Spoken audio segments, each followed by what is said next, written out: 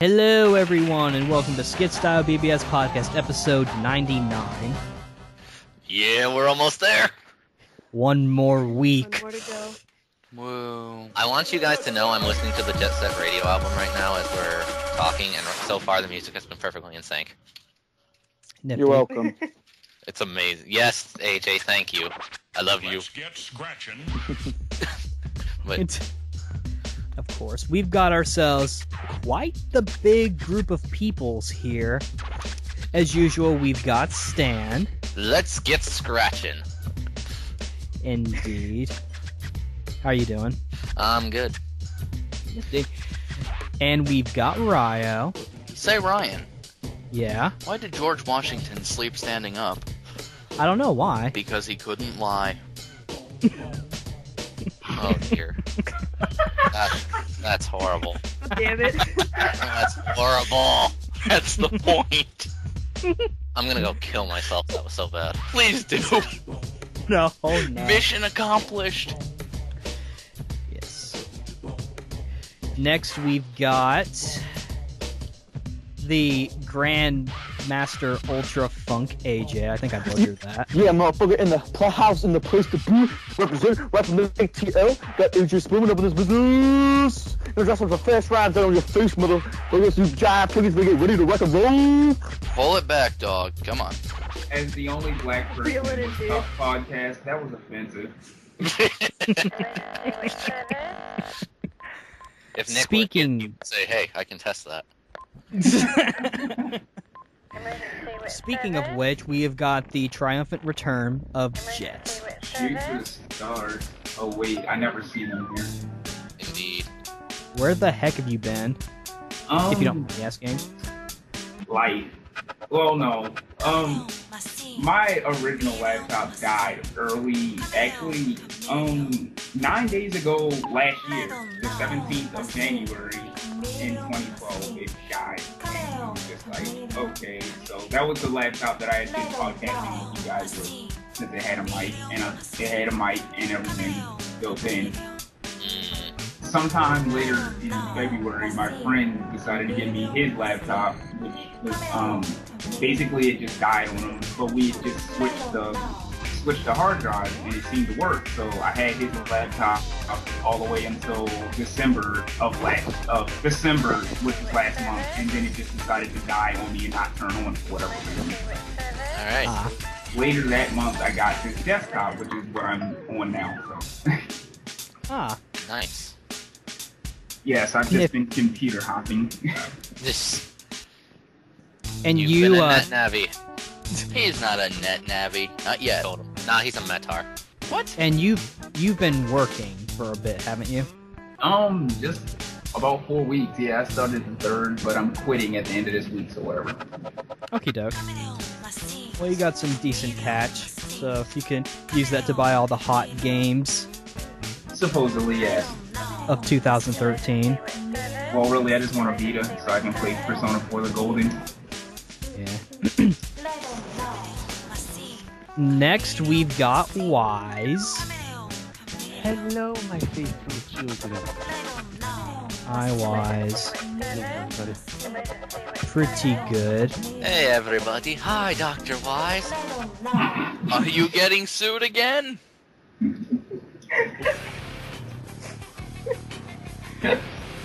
I should have laughed.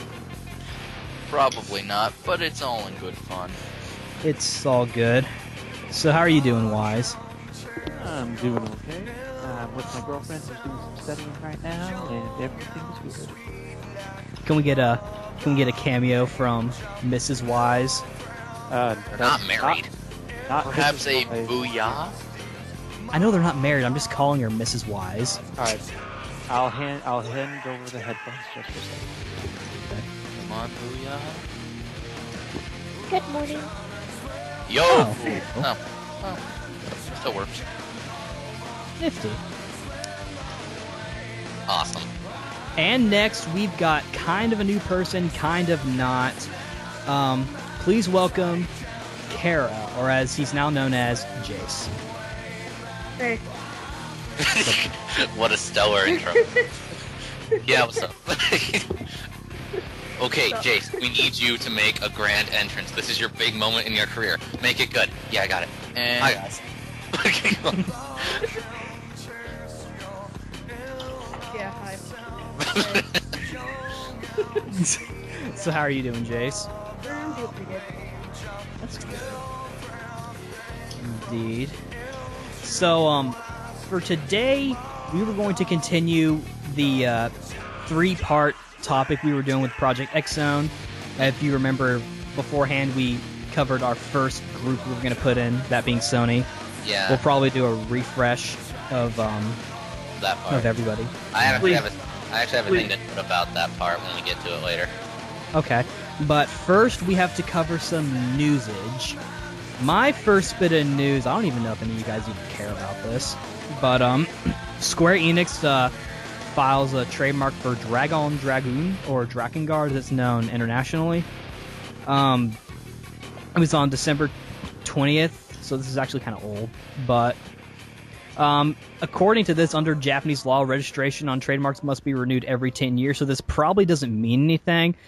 I speculate that this might be for, like, PSN or something. Like, maybe they'll put both games on PSN. For those of you who don't know, Drakengard is like a Dynasty Warriors kind of fantasy game. It's actually kind of... I played it.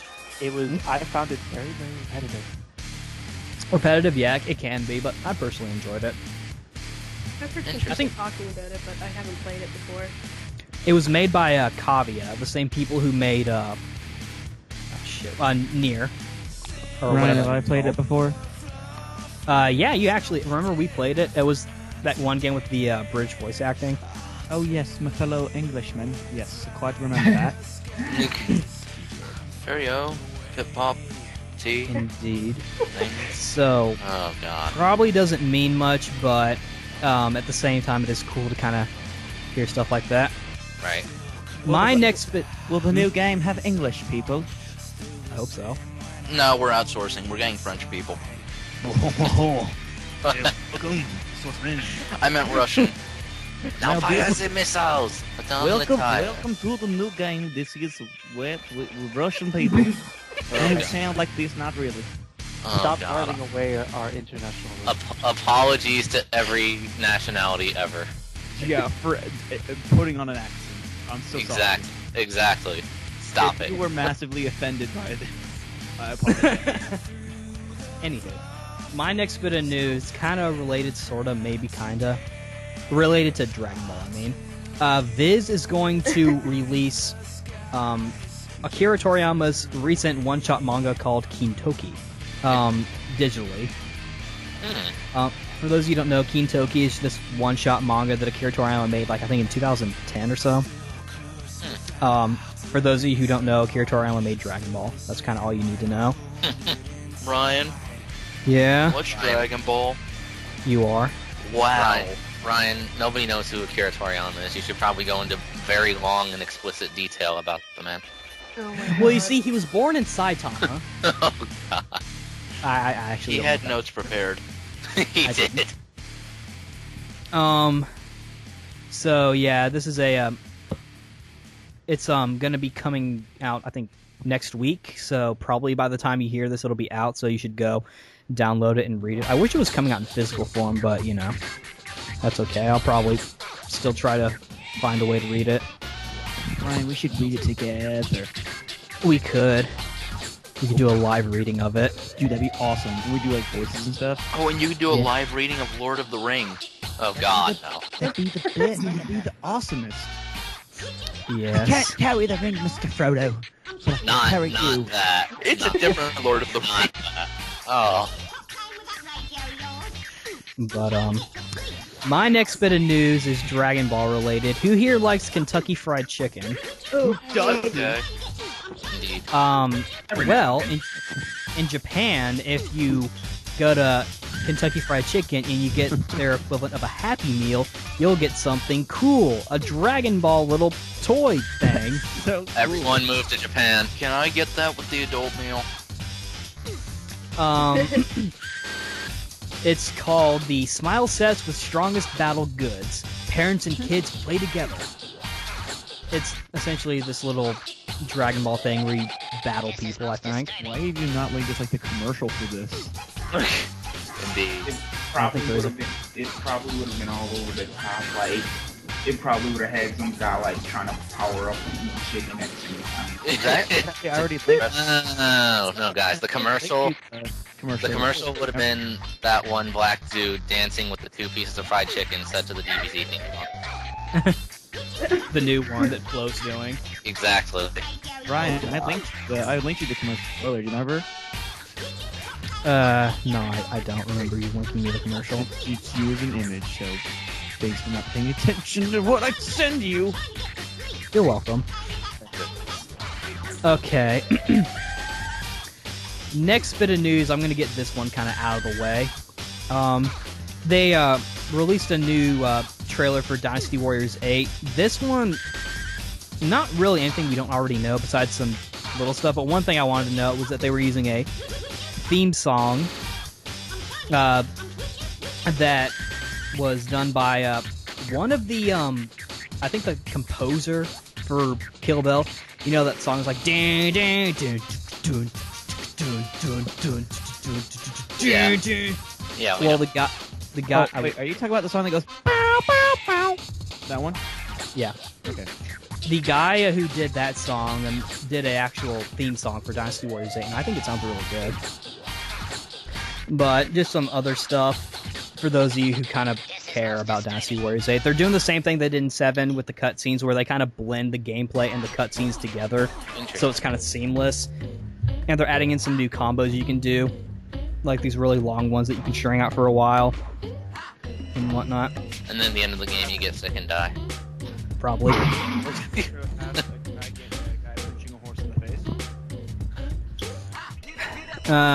They don't show that, but they do show the same guy, kind of dodging weapons that are being thrown at him.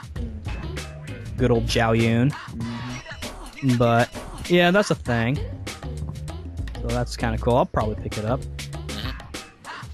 Next bit of news that I think Stan's going to particularly like.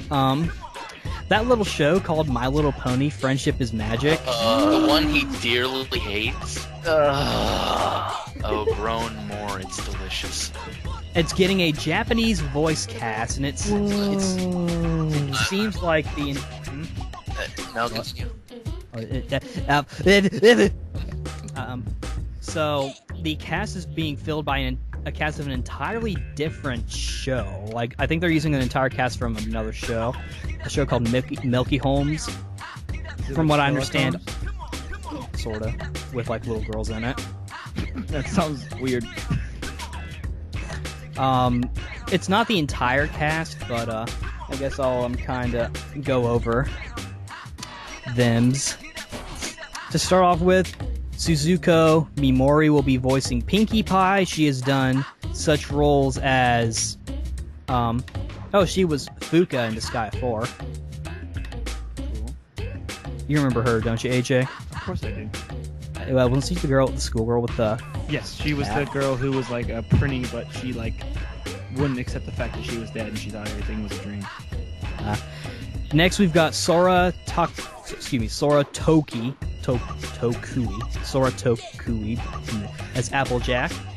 She is known for Juna and Robotics Notes. I think that's a Steins Gate thing. Oh wait, she was also in... I've heard about Steins Gate. Yeah, it's a thing. Oh, she was also in Loop on the Third. Oh really? Who was she? Amy. I don't know if you know her or not. Not ringing any bells right now. Yeah. Let's see. This one, Nikoi Sasaki as Rarity. You will recognize her as somebody. Hercule Barton and Milky Holmes. So that's a thing. And for Rainbow Dash, Izumi Kita, who you will recognize as... She was Child B in Slayer's Revolution. Oh, my favorite child! Yeah. Oh, please. And but I will say, Child C kind of took the show. But I mean, just Child B, just got that thing going on. What, you actually sat through Revolutions? No. Okay. And they're going to announce the voice actors for Twilight Sparkle and Fluttershy in an event in March. And the show has been renamed to My Little Pony Tomodachi wa Maho. Oh, of course. Basically, friendship is magical. One of them is going to be voiced by Noria. Sorry. Well, guys, I'm leaving Earth, and I can't live on this planet knowing this is what's happening. So have fun dying of exposure. So I'm just gonna leave and. Stan, wait, come back. Stan, I need you. What, him? Stan is crucial. He holds the element of passion. What, Jace? I actually want to know, like, genuinely why this cartoon is on your nerves so much. Oh god, Just the fan base is fucking obnoxious. That's why. Can we save this for? Why don't we save that? I just wanted a simple answer, and I agree with you. The fan base is really annoying. I can agree with that as well. So But- if you're a My Little Pony fan, respect others and respect yourself. Hello. I don't like this show either. But I don't openly hate it. You know? Yeah, that's DS. Yeah, it's just that Stan has such a flaming hate for it, and I'm like, well, it's actually a pretty good cartoon as far as My Little Pony goes. Just yeah, the fans are annoying as hell. Yeah. It's kind of funny because people have actually done Japanese fan dubs of this, and I'm thinking, why are you doing a Japanese fan dub of this? You don't know Japanese. Pretty much. Don't act like you know. I mean, the dubs are okay, but you can clearly tell that they're like English-speaking girls trying to speak Japanese, and they probably spent like months trying to get the flow of the language down. Ryan, you're breaking their little kokoros. Oh Yeah, man, their Kokoros are Brokoro. exactly. They should be arigato-ful that there's an actual Japanese version coming out. Okay? Ryan, stow that opinion in La Mochila. Okay. Oh my gosh. Neon Neko Sugar Girls, the greatest finale in any anime ever. Indeed. It's so good, I'm going to add it to the show notes. Hell, Go for it. Hachi-san. I think we have before, but we're going to add it again. It's still the best anime in existence, you know. Anime. Yeah. It's better than something published. They had no budget, they still made it. Mm-hmm. My next bit of news is about Tails t-shirts. Ooh.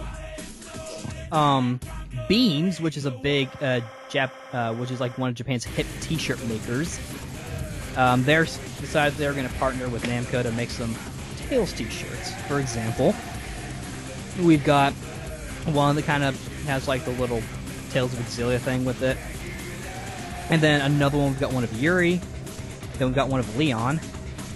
I think the Yuri one's actually original artwork. Did I say Yuri or Leon? Yuri. Yuri, okay. Yeah. Yuri's the one that's the original artwork. Leon looks like it's artwork they've used before on other stuff. Yeah. Um, If they ever make a Reed shirt, you know where to find me, Ryan. of course. I'll buy like 12 copies and give them away at AWA. Awesome. I need to go to AWA. You should. We should all meet up at AWA. And then we can all go hang out with Vic Mignogna. Yana. Because they'll do nothing but talk about Dream Carnival, Ryan. They'll have to punch him. Ron, I swear, if you even joke about hurting my Vic Mignogna, I will hunt you down and find you and I will kill you. If you even dare threaten my sweet. AJ, if you had been to AWA last year, you would have known how hard it was to even come close to Vic Mignogna. He's so freaking popular. It's not even fair. I know this, okay? Me and him were like, oh, hey man, you want to hang out later? And he's like, sorry dude, I can't. And I'm like, alright man, that's cool, I understand. He's like, I'm really sorry though. So, and I'm like, I gotta- "It's all good." And then we high-fived through the phone. 'Cause we were just like, I mean, I got a picture with them, and I've spent a lifetime of memories with him. and I also Why don't you guys just marry him? Jesus Christ. and Hey, I think AJ would marry. Not legal here. Honestly, I got a picture with him too. He's a cool guy. He's a cool guy. So all you Vic Mignogna haters out there, listening to stuff like, oh, he's too big for his britches now, that he is in the star of a show. I say to you, hush. He was at a con I went to, and he sang for us. He even brought people from the audience to sing with him. It was pretty cool. I heard that he's a pretty fun guy. So. Considering some of the songs he wrote, yeah. I met Rio Horikawa at AWA. That was kind of cool. Anywho, Anywho, Angel that has the voice of the song. Oh yeah, the prices on these. Each shirt's gonna cost 4,725 yen, or $52. In other words, And walking away. in other words, females, take my money because you're a Lowell and Leon Magnus. Pretty much.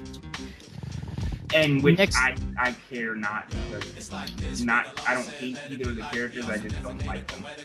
I just hate Yuri. Leon's whatever. I hate the price tag. I'm a Yeah, that's Flip expensive Sword, so that's not really my bag. I bought some series exclusive T-shirts and it cost me less than $20. So, and that's with shipping. Right, they're Fantails T-shirts that you can buy all over the Webernets. So. I still want those little necklaces that came out for the game with the Graces of this and Desperia. Yeah. Yeah, I still want those, but I don't think I'll ever find them. If I do get my hands on them, I'll probably like frame them. We should all send them to Jet for his birthday next month. Yay! Dude, if you do that, you guys would be like my little heroes. And when I got them in the Little mail, heroes. Well, to be fair, DS is short. Hey, shut the fuck up. Well, Sheena is too. She's taller than me. How tall are you? He's like 5'4". I'm 5'5", you jerk. Big man. Whatever. I'm 5'10". And you're an inch taller than I am, so. No, I'm probably shorter than you. I'm 5'6", so. Brian, how tall am I? I'm I'd say you're probably 5'8", 5'9", maybe. 6'1". I'm 5'3.5", so. Why did you say you were 6'1"? No, that's me. Oh, Wise is probably taller. Actually, I'm only 5'10". Huzzah! Only I'm 5'10". So Is it Nick? when we all get together to hang out, Kara's gonna be the one who like frickin' kneels in front of me, and you guys are gonna be the ones to push me over. Like, it's gonna be terrible. Oh, we'll be holding you upside down. I think Nick is like 6'2" or so. actually working at my job makes me feel short because I have to get the step ladder to put stuff up, and I'm just like, why? My next bit of news is about Tales of Exilia. We got some English screenshots. Yay! So they're pretty cool. Got some cutscene ones, and we've got some actual in-battle ones. So we get to see some of the English names, like Demon Fist and whatnot. Well, yeah, they pretty much hit their groove about what names they're using for localizing now for most. I know. I'm just using that as just an example, Right. since they probably have to translate other moves, the newer moves that come out. Is there any other Zillion news after this one? I've got the Hideo Baba one. Well then, I just have like one thing to note about Zillia from what I've noticed about it. Okay. From what I get from this game, you're not gonna have nearly as much fun if you do it solo. Like, you have to have at least like one other person playing with you through the whole game in order to get like the full experience from what I can gather. Right. Probably. It seems like that, like, because, like I said, I've beaten Graces 4 times, and the game's not even been out a year. But I mean, I beat it 3 times by myself. The first time was with a friend, and of course it was fun. But with this game, since you got the whole tag link system in battle, well, I don't think the computers would actually be able to read your mind. So Right. Why did you like Graces so much? Why did I like Graces so much? Because it was a good game. That's why. Well, like when I first saw Graces back in 2009, when they first released it, when it was going on the Wii, I don't know, I felt this connection with Asbel, which is the main character for anybody who doesn't know. It was just like, I don't know, I just thought he was really cool. Like, I had this connection with him. And it turns out when I actually played the English version of the game that, wow, we do have a lot of similarities, you know. He got shunned from his friends for changing or running off and disappearing for a while. And, you know, and he protects a lot of people that he cares for and loves. And Grace's story, it may seem cliche, but, you know, it's that type of cliche. It's just like, dude, no matter how many times you play this story, it's always gonna get you. Kind of like how Symphonia gets you too. I don't want to go too much into it, but I will say that I really enjoyed Sophie. Yeah, character. You know, I think everybody has a character in Graces that they relate to. Although I still don't understand the Sharia hate, but you know, that's. I don't really either. Everyone hates Sharia. I was curious because I mean, you said you beat it 4 times, and it's like, I don't know. I saw Ryan playing it a couple times, and I was like, all right. It didn't really catch me, but it's cool. All right. Yeah. Maybe I'll give it a second shot. If you like AJ, you can borrow it. We'll see. But yeah, to my friends who I'm going to force to listen to this episode, if any of you are willing to play through all of Zillia 1 for me, then I'll pick it up, and it'll be one of our little adventure games that we share. Play it yourself, and I'll probably record it too. So. Because me and my friends have gotten into this thing where we play like certain games together. Like when I got Double Dragon Neon, me and my friend Tom played through that whole game together, and it was amazing. And you know what game me and you need to play together online when it comes online compatible? Scott Pilgrim, baby. All day. and now Tom and I, because I did that game, and then Tom was like, "Hey, I got Resident Evil 6. You want to play through this with me?" And I'm like, "Hell yeah, I do." And so we've been doing that. We actually just completed Chris's story, and we're moving on to Jake's. So. My next bit of news, again with Exilia, this one's like an interview with Hideo Baba that they did on 1UP. I'm not going to go over everything. I will go over 2 questions that I just find kind of interesting. First question is actually the first one. Well, actually, no, that's not true. It's the second one. Okay. Lied. It's the second one. Okay. All right, here we go. I find that the Tales series has a very strong Japanese flavor. That's true.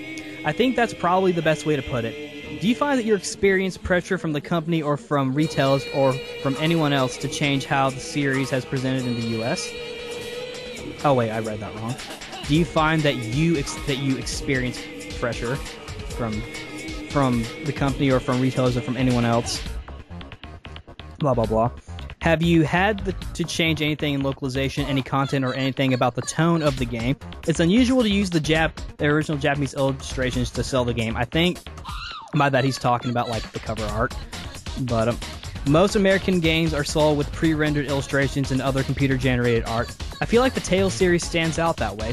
Can you talk about any difficulties you've encountered in the localization process because of that? And Mr. Baba says, I personally don't receive any pressure when we try localizing the Tales franchise for the West. What we try to do is maintain the true essence of the Tales of the Japanese game and bring it to the West in its purest form. We try to compete in the market that way. We try to make sure beforehand that that's a plausible model we can push. I've never had any encounter with having to alter our games in any way to try and cater to a Western audience. This is not something I would ever go through with, but there have been some instances where people will say something like, well, Western audiences really enjoy Skyrim. Maybe we should try to make a Tales installment that's very similar in its style of gameplay to Skyrim. And this isn't something I would ever agree with. I feel like doing something like that would be betraying our loyal fan base. We'd be creating a game that isn't what they're looking for. We feel like we want to maintain the flavor of our franchise. If you look at the Tales franchise or the Elder Scrolls franchise, they all have their own flavor, and we feel like it's important to maintain doing what we do best. Yeah, and honestly, a Tales game done in the styles of the Elder Scrolls would suck, to be honest. Well, I don't know if it would suck. Or at least I feel that way. Like, it wouldn't be a Tales game. Like, you might as well just say, oh, it's another Elder Scrolls title, or some shit. would you play a Tales game that had the Tales battle system and whatnot, but it was like open world and whatnot, like Skyrim? No. Okay. That'd be Yeah. I mean, we kind of have a game like that in Radiant Mythology, but at the same time, it's also kind of closed in as well. Yeah, Radiant Mythology is very enclosed. Yeah. I mean, I don't want to say that that's their answer to a Western RPG, but there are definitely some similarities in kind of how they handle the story, I think. I guess. Not as far as anything. What's your favorite kind of battle system, Ryan? Just in general? Yeah.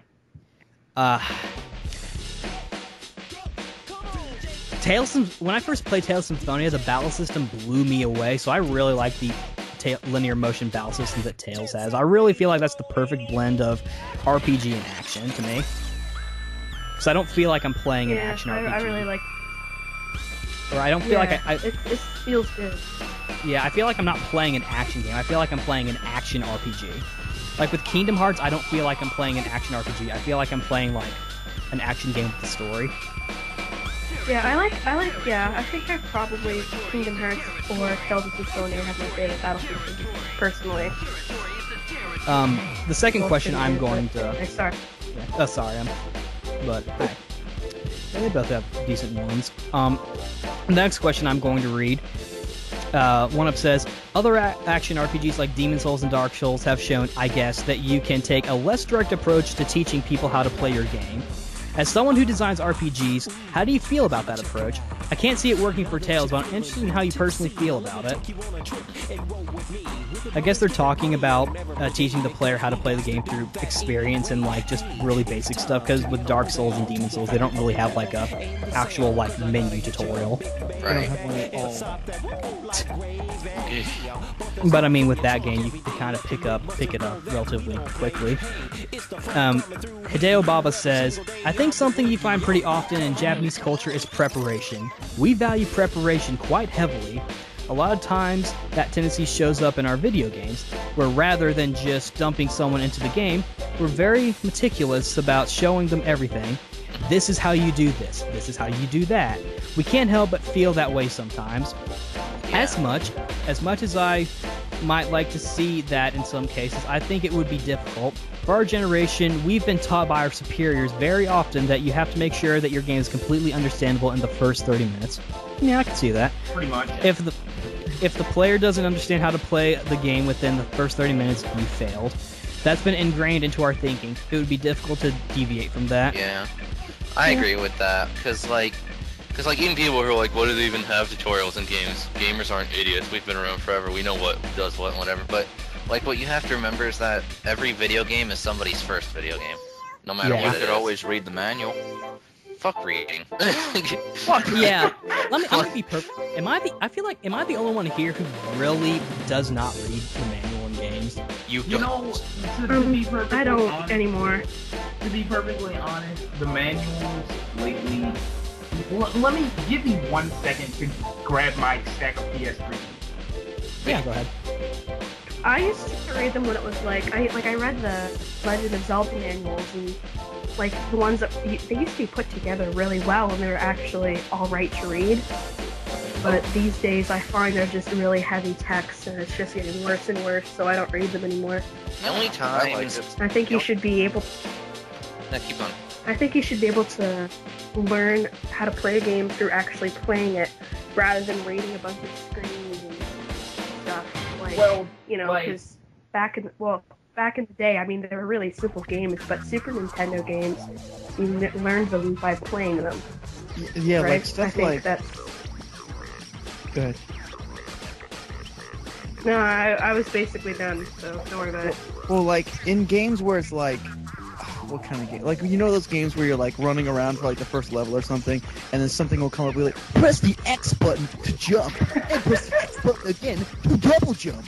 And then they'll be like, and then they'll come up to an enemy and be like, this is an enemy. To fight him, press square. Like, I remember like there were like in older games where you play like like some Mega Man games or something, you'll start like running, and then you'll see like an enemy, and you'll see like the enemy do its attack, and you'll be like, okay, now I see the enemy, now I know what it's gonna do. Instead of like someone coming up and be like, that's a flying robo shotter thingy, it shoots lightning down, so be careful. You know what I mean? Mega Man, come in! Yeah, that's what I was thinking. You should watch Sequelitis. No, you shouldn't. After his No, you shouldn't. No, you shouldn't. Cutting you off right there because you didn't like it. Both of those videos proved he knew nothing about both of the games he was talking about. So no, don't watch those. Stanley, I watched them because I found that they were entertaining. I don't care if they're supposed to be entertaining. I recommend somebody watch them. They're fun to watch. I don't care. He makes a point of talking about these games. You should at least know what you're talking about, but no, he doesn't. So. What are we talking about? We were talking about Raptor. We're talking about how controls and games, like... Okay. And then it went to manuals, and then it went to I don't like to read, and then it was games show you this or that, things. Basically, out of the 9 PS3 games that I have, like... There's basically 2 types of manuals. There's the ones that actually explain there's ones that actually explain the controls of the game, and then there's other ones where they just bullshit you. Right. Okay, my Final Fantasy 13 manual, it tells you about the game. It tells you the characters in the game, it tells you the controls of the game. Ultimate Marvel vs. Capcom 3, it tells you the controls in the game. Dead or Alive 5, not so much. No, actually this one tells you. It's Graces. Graces doesn't tell you a damn thing. I'm like, this manual is pathetic. Well, to be fair, Tales games are kind of straightforward. You don't really need to learn too much about how to play Tales. Again, Ryan, that goes back to what I was saying earlier. You have to keep in mind, everyone's new to it. Just because we play Tales over and over, we know what goes on. It doesn't mean someone who's like, oh, some freaking game, what does this do? And then they think, okay, let's open the manual. They're gonna be totally lost. They're like, what the fuck do I do? Well, the point I'm trying to make is that anyone can learn to play a Tales game relatively quickly. Through trial and error, but still, you should be. Keep going. Oh, the thing is, like, everybody is a different type of learner. Some people learn from hands-on, other people learn from listening, other people learn from reading. So, giving them the choice of the manual to read it so they can understand it before they actually play it, or to the people that enjoy, like, things like a science center where you get hands-on so they understand it.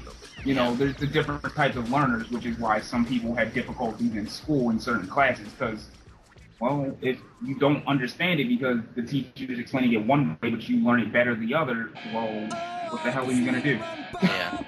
Right. And on the topic of tutorial styles, like, my favorite way a tutorial was ever handled, like, honestly, was in Kirby's Return to Dreamland for the Wii.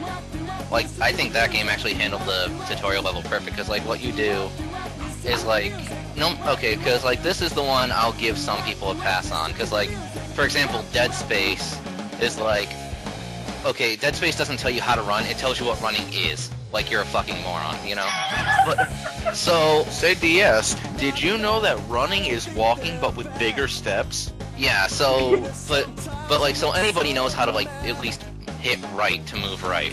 Okay, so like, Kirby's Return to Dreamland, you're, like, going through the level, and as you're going, you see these signs in the background that, like, show you, like, what certain buttons do. Like, when you're, like, at one point you're walking and you come across this, bit of jagged ground that has a bunch of holes in it, and the sign near those holes is like, if you hold down this button, you can just run across these gaps, and then that also teaches you how to run. So, like, like, I liked how they handled it there. Yeah. I think it was like a Jack and Daxter game or something like that. Or it was like a Ratchet and Clank game. One of those like PS2, PS3 games.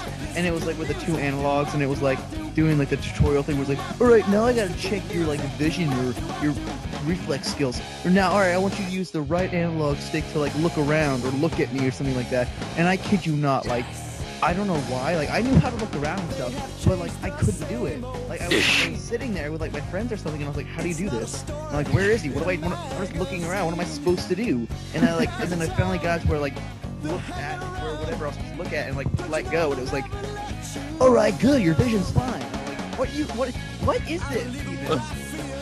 Yeah, I'm pretty sure that was Ratchet and Clank. I don't remember any of that in any of the Jack games. It was one of those games, Student Stand, or something like that. A tutorial level that I kind of liked was the Banjo-Kazooie level. That was... Oh, Spiral Mountain? Yeah. Yeah, that I think they handled that pretty good, and the fact that you can skip it if you've already played the game was so nice. And if you do it, you get rewarded, because like when you complete the little tutorial things, you get like the honeycomb thing. And if you do all the tutorials, and you get like an extra life. Yeah, it awesome. feels good, and I think it's handled well in the way that they make the moves, and they handle that, because you never forget a move in Banjo-Kazooie game, because it's like really obvious once you learn it. Yeah. And it's sometimes it's like crucial to like get up to certain points. Like you need to know how to do the little talon drop. Like if you don't, like you're not gonna be able to climb up a certain part of a mountain. Mm-hmm. You get my star of best comment of the podcast so far. Oh, okay, thanks. Banjo-Kazooie is one of my favorite games, so I could probably go on about stuff that's done right for hours. Like the camera is good, especially for a game of that era. And I could go on for hours with it, but anyway. Real quick note about that, Jace, I think you'll get a kick out of. The game over screen of that game is the first one to ever legitimately terrify me. Like the game over sequence. Oh god. Oh, Banjo-Kazooie, you said? Yeah. Like I was scared shitless when I saw that for the first time as a kid. I was like, holy, oh god. Why did I lose?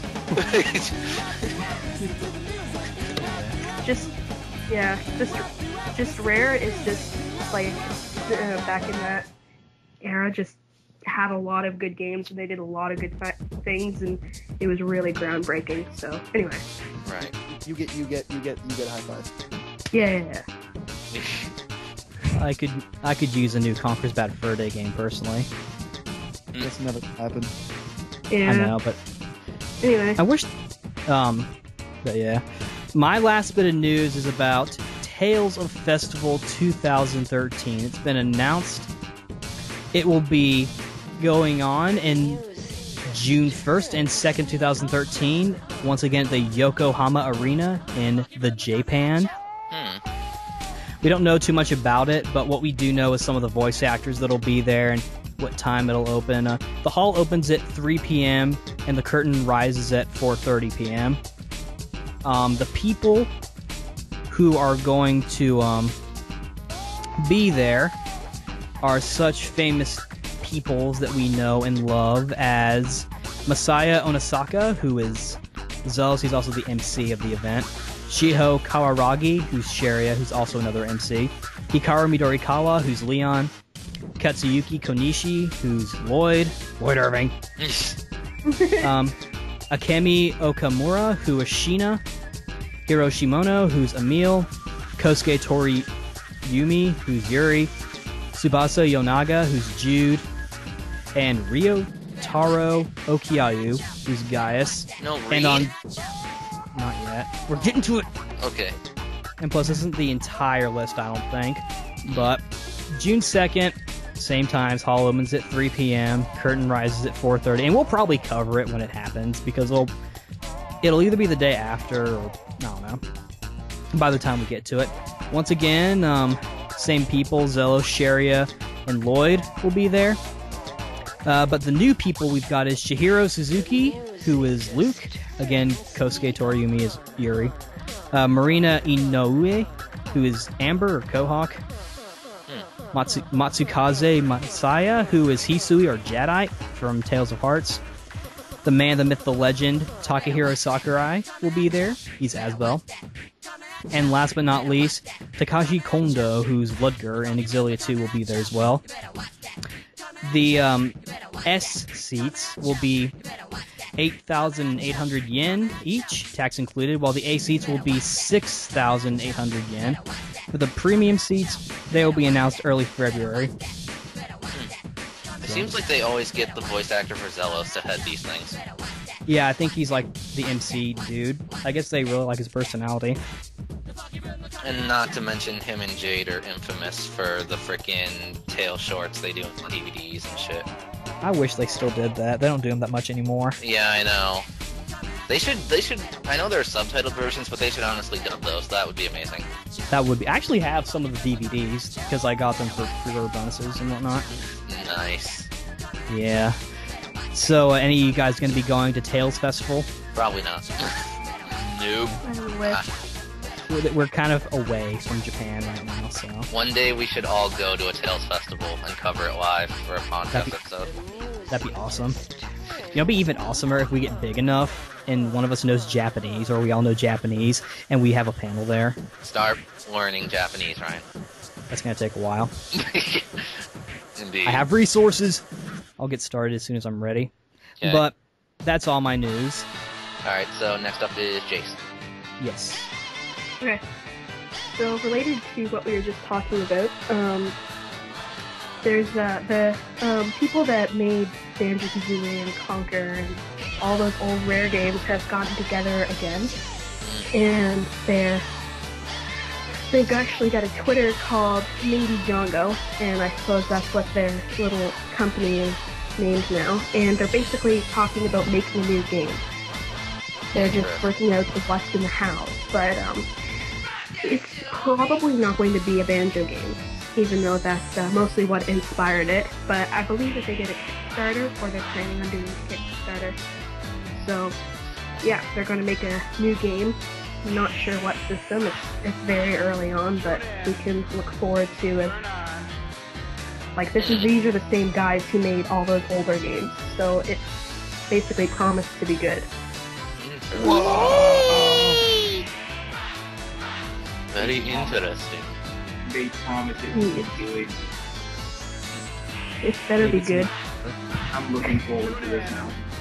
Yeah, yeah. Hold on. Oh yeah. My other news bits are both related to cartoons. And the first one is there's a YouTube channel that's been made by the same studio that made Adventure Time, and it's called what is it called? It's called Cartoon Hangover, and they have a series called Bravest Warriors, and it's basically exclusive on the internet. You can watch it for free, and it's on their channel. But it's a bit more aimed at adults than Adventure Time is, so it can get a bit risque sometimes, but it's a pretty good, and you can check it out. I'll link their channel. Hold on. And the last one is, who here remembers the Dexter's Lab cartoon? Who doesn't? Everybody. Yeah, well, there was a lost episode that was made just for the enjoyment of the cat, and they previewed it at a few cons, but they finally released it. And basically, it's an episode where Dexter creates a split version of himself and Dee Dee, and they swear basically the whole episode. I've seen that. Oh, it's wow. hilarious. I think it's been in their vault. How old is? Yeah, it's like this is the first time it's actually come out. Like you can download it or watch it on YouTube, or I think I watched it on Tumblr. And it's interesting. I believe it's on Adult Swim's YouTube channel, so I think they're the ones kind of holding on to it, I guess. Yeah. So you can watch it. It doesn't matter if you're US or Canada. It's free to watch. Yeah, I guess that's all I need to. Alright. Okay. Who's next? I guess I am. Okay. But, first off... Oh, wait, no, that one is the one that Jet is covering, so can't do that one. Alright. Here we go. The 1.05 patch for PlayStation All-Stars that's coming soon. It lists a bunch of changes to the cast as well as some general changes as well. The main three ones that are of concern are, first off is Raiden, whose reaction on forward throw has been changed from crumple to flatten. Then there's Drake, who has increased startup on cover wall and has the ability to chain blind fire to run and gun retreat. That has been removed. So, in other words, both of them got nerfed. And then Kratos, combat grapple, recovery time on block, and lift increased. Combat grapple, homing angle decreased. The targeting angle has been reduced from 70 degrees to 45, which has reduced the effective area from 140 degrees down to 9 degrees total. So those three got nerfed, basically. And I'm sure the one that everybody wanted nerfed was Kratos. The other two, nobody really cared about. So they could have nerfed Spy Cooper, in my honest opinion, and that's coming from someone who uses him. But you know, he's really. I'm sorry, countering to level 1 super is ridiculous, and maybe take away the bounce away from the Thunderball, because that's asinine. But and then the general improvements to the game, netcode is being improved, which is something everyone has wanted. Yay! More specifically, here's the list. Network stability improved. 2v2 match summary disconnect fixed. AP orbs not always awarded online has been fixed. Because apparently there was a bug where sometimes when you were fighting online, if you picked up an AP orb, it wouldn't give you jack. So now you can. A store button has been added to the main menu because of how they're doing DLC soon. Give me a break. Give me a break. There has been a fix to ensure all players will be awarded proper titles at the end of the season. I don't know what that means, but you know, whatever. And then fixed belt display on quick match loading menu, so a better display thing. And then they also have to say, because they did this on their blog, once again, we would like to thank everyone for all the messages, tweets, discussions, emails, and forum feedback, as it helps us improve the game for all fans. Also, for all of the Twitter monsters out there, be sure to follow Superbot, myself, Seth, and Artavan for the latest scoop on PS All-Stars and more. So they are actually taking fan feedback for this game, which is good news. Very good thing. That is a very good thing, considering the fact, like, Kratos would literally make you rage quit, but, well, not for the Kratos user. So yeah, it is good. Maybe one day this game will have a netcode as awesome as Persona 4 Arena. We can only hope. That would be lovely, because I never had any issues at all with Persona 4 Arena's netcode ever. Like, Pretty much, in general, whenever someone says, what's a good netcode, they pretty much just say Arc System works, because they're known for making good ones. But, let's see. Next up, Monster Hunter 3 Ultimate 3DS case is now up for pre-order. It now is, or it is now, right now. Okay. Go pre-order it right now. And they put a big note at the beginning of this thing. They said, do note, this is not a pre-order bonus for the 3DS version of Monster Hunter Tri Ultimate. This is a separate item that you can just get if you want it. So, and they also say an XL size will be available for you fans who have a 3DS XL for whatever fucking reason. So yeah. It actually looks really cool. It has, it's light blue and it has a white symbol of the new goo monster, which is the mascot for Tri Ultimate on it. Are you gonna get this, Ryo? Probably not. Aw. I'm getting the game. I know Sheena's gonna get it though. Sheena can't afford it. They said if you pre-order it, well actually no, the price flatly is $16 plus tax, so it's not that bad. I actually might pick it up maybe. I don't know. I'll get it, Stan. Awesome. You're awesome, AJ. Yeah, I get that sometimes. Only sometimes. But let's see, and then my last one for... Oh wait, no. Wise is covering that one later. Okay, so yeah, that's all mine. Okie doke, so who's next, Ryo? No. Yeah, Ryo's next. I guess. Okay, so...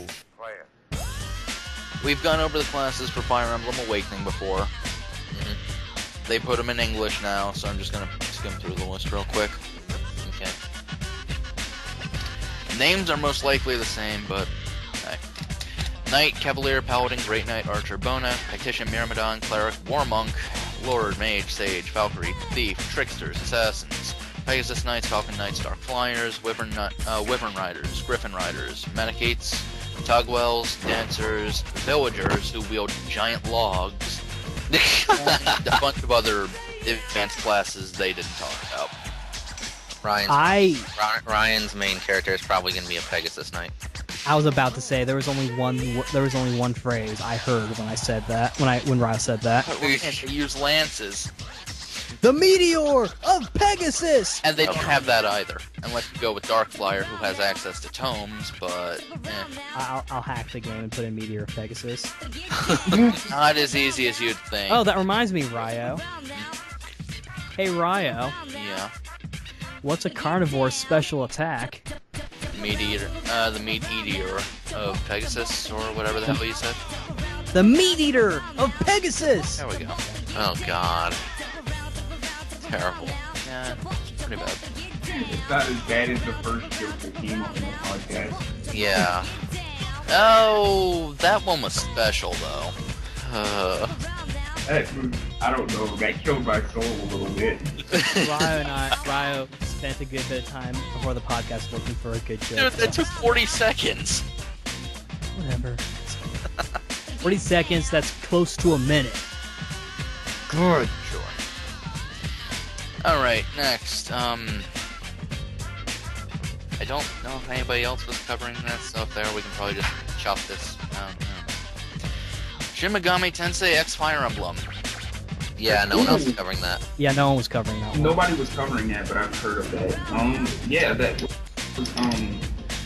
was pretty surprising when I first saw it. It was out of left field, definitely. It really was. It was just like, basically, it was like, whoa, where'd that come from? What? Yeah, pretty much. What the hell was that? Like, where did... They've only mentioned the Wii U, so who knows? And the only thing we know about it so far is that all the lords from the Fire Emblem series are going to be in it, including the Lord from Awakening. Well, we don't know anything outright, but they are shown in the trailer, so... Yeah. And then also that it's going to be an RPG of some kind. We don't know what kind of RPG it's going to be, though, but chances are it's probably a strategy one. Probably. So, that's the thing. All I gotta say is they better not fuck up Lynn. I swear to God. She even gets in. She will be in, or there'll be hell to pay. And she would be pretty much the only reason I would even get the fucking game in the first place, so... Sounds like a shallow reason to get it. I don't give a fuck, Lynn's awesome. Stanley's a shallow person. Yeah. Whatever. If they put in, well, it is Shin Megami Tensei. I mean, if they put in P3 and P4, I'd probably get it, but that's just... We don't know which series they're going with.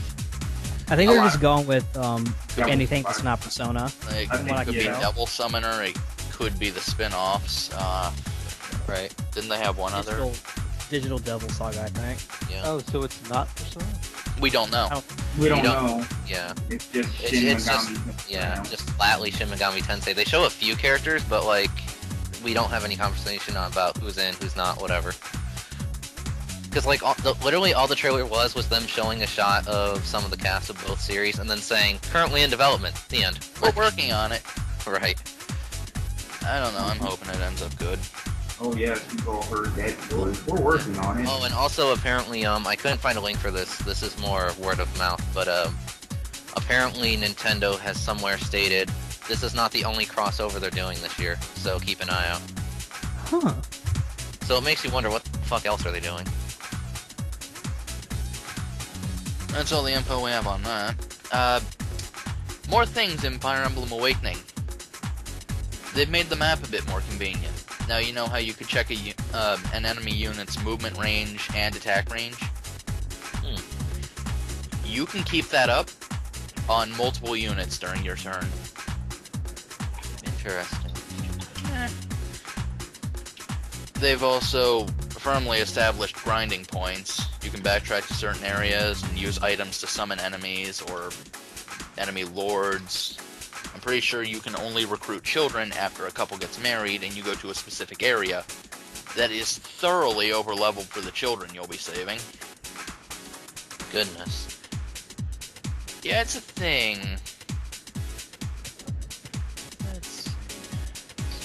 You can also bump into merchants that will sell the permanent stat-up items. You know, goddess icons, seraph robes, energy rings. Yeah, interesting. Also, class advancement items like master seals. Right. That will be found to be abused in some way. Oh yeah, this is basically easier than Sacred Stones. Or so it seems. And that would be quite the accomplishment since Sacred Stones was piss easy. Oh yeah. Then again, I'm not Ryan. I'm not much of a Fire Emblem player, and I was able to make some progress in it. Right. That's how easy it is. Indeed. Oh shit. Oh man. Grinding is a thing, but maybe the enemies even in story mode scale with you, so it might retain I don't know. It seems like with this game they're trying to make it more user-friendly to help people help people get into the series. Like, hell, there's a button that turns off permadeath. yeah. I mean, granted, that's nice if you just want to do a casual run and don't want to fret over the that one random enemy who got lucky and crit, but Yeah. But yeah, it seems like a Duke, especially considering the whole character creation thing and all that jazz. It seems like, yeah, they just want to like pull more people in, and hopefully then other people will seek other games out and etc. as long as it remains a decent game, I'm pretty much fine with that. I'll get it if Lynn becomes DLC. That's it. Yep. That's DS, a Lin whore. I don't give a fuck. Lynn's amazing. I think this is an accomplishment considering this seems to be one of the few female characters Stan actually likes. Indeed. He secretly thinks she's a he. No. Not Knew even. That would just be an out of left field character development, and I'd be like, what the hell are they thinking? It'd be worse than that fucking CSI thing a lot of people complain about. Is this because I'm a lesbian? I don't even What? It, like, basically, I don't know, it's some fucking cop show. Like, I'm sorry if I offend any fans, but like, it was like CSI or NCIS or some shit like that. But basically one of the detectives gets fired, and then out of nowhere she goes, is this because I'm a lesbian? And it comes like out of fucking nowhere, and then the whole fandom exploded. No, it's because you were shit at your job. Get out. Like, so yeah. Whatever that show that is, I might want to watch it. Why? I'm assuming that this character, unless she just leaves the show entirely, that show. I don't know, I don't watch it. I'm done talking. Continue. They've also listed off a few of the benefits to having your characters marry in this game. So, as we know, supports used to go up to A rank. If you reach marriage level, they hit S rank. Ooh, not sure if this grants further bonuses, but it would make sense. It should. The tactician is even up for this kind of stuff too. Huh. So basically, you can make yourself insert character marry whoever the fuck you want. I think there's a limit to the people he can get with. Aw.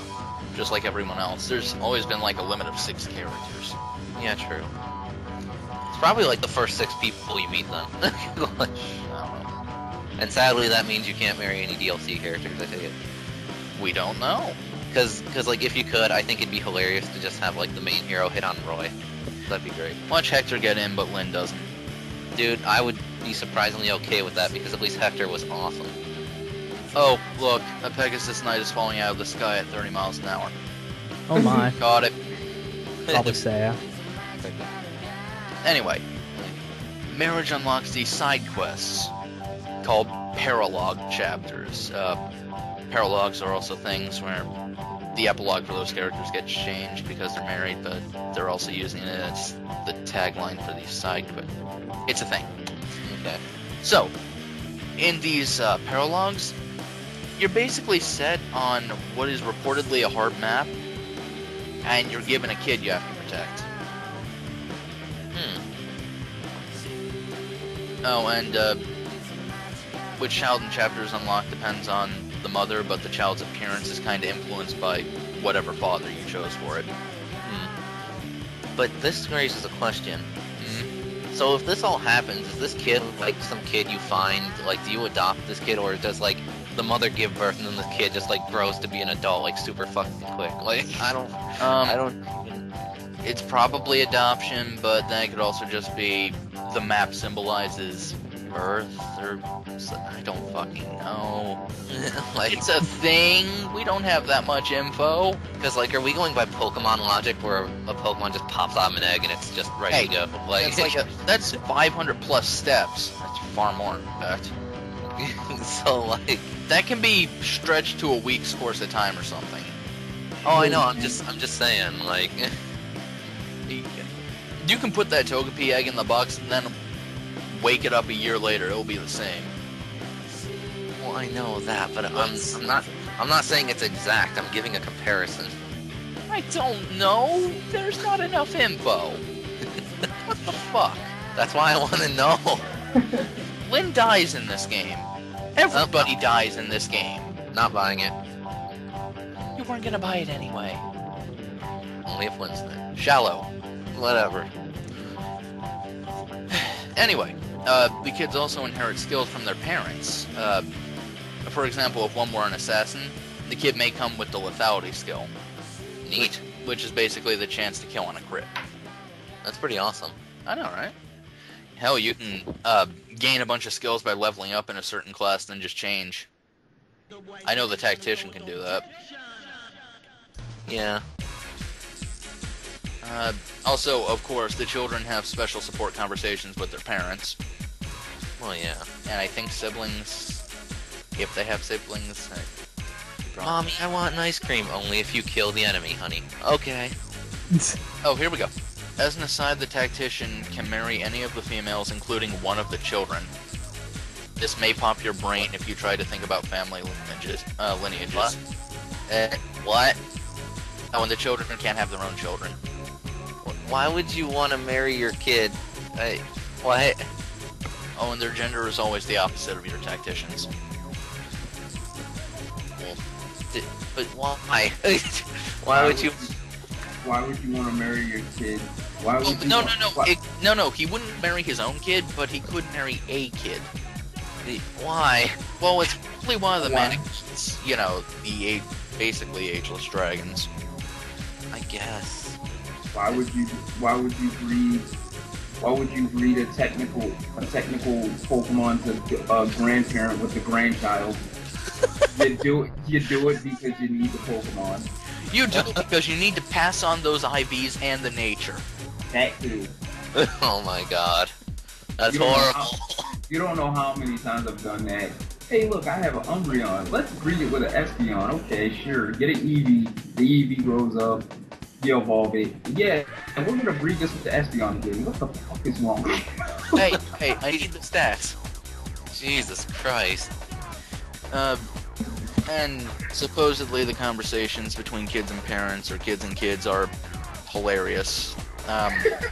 One of the exchanges is, I'm keeping an eye on you so you don't cheat on mom in the future. I don't want to randomly pop out of existence. What? Because they only exist because the parents got married and you'd have a different version of them if they had. It's cheeky. So do the kids time travel? No, they're self-aware. So basically you're giving birth to Deadpool. Sure. I don't understand. How many times do I have to say we don't have enough information? We have to wait for the game to come out before we can say more. They are aware of the fourth wall, that's all you have to say. So they come from Metal Gear Solid. Shut up.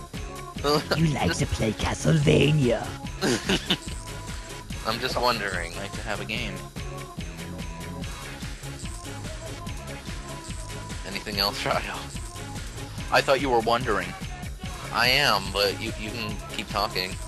Anyway, so they have the potential to be ridiculously strong, as you'd expect. They just start at low levels. But you have so many grinding spots, it's easy. Not sure if they have arenas, though. Well, they should. It'd be nice to have arenas. Because I want to get another enemy that's stronger than the final boss, like you could in Fire Emblem 7. I just want to make that money. Pretty much. Like a money spender. I had that one other bit, but isn't Jet covering it? We'll just bring it up after he's done talking about it, I suppose. Okay, that's my stuff for now, I guess. All right. So next up is Wise. Okay. I actually get to talk? Hooray. Yes. Well, just this once. It's like Wise, it's that little kid. Please, sir, may I have some more? Only this No. once, Junior. Alright, so I don't know if anybody else is planning on covering this, so if somebody did, we can just cut this out. But THQ is no more. Yeah, I heard about that. That's sad.